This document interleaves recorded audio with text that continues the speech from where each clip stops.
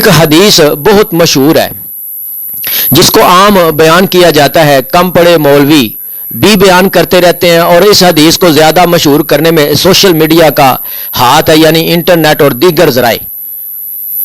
हदीस क्या है जी? बयान किया जाता है कि रमज़ानुल मुबारक का पहला अशरा रहमत का है, और दूसरा अशरा जो है वो मगफरत का है, और तीसरा जहन्नुम से आज़ादी का है। प्यारे भाई, ये हदीस इंतहाई कमज़ोर है। देखें कि पहला अशरा रहमत का बताया गया है। अल्लाह के बंदो, ये पूरा रमज़ान ही अल्लाह की रहमतें बरसती हैं। अल्लाह बहुत नरम हैं और नरमी बरते हैं और रहमतों की बरखा नाजल करते हैं। इस माह में पूरा महीना ही रहमत का है।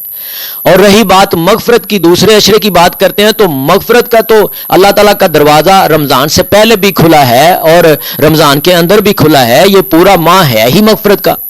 और फिर तीसरे की बात करते हैं जहन्नम से आज़ादी की।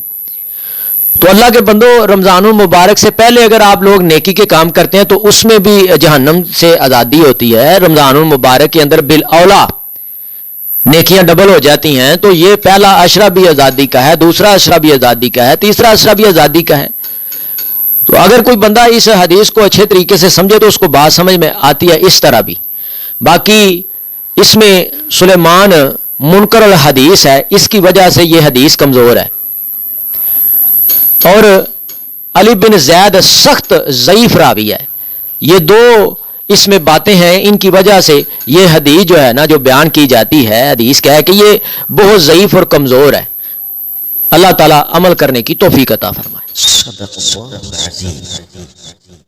अगर आपको इस वीडियो से दीनी फायदा हुआ है तो हक बनता है कि आप इस इस्लामी चैनल को लाजमी सब्सक्राइब कर दें, लाइक करें और कमेंट में अपने ख्याल का इजहार करना मत भूलें।